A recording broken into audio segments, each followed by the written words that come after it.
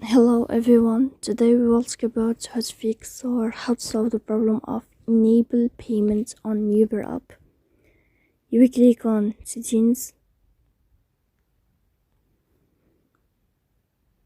In this page, you can click on apps, default apps, app settings.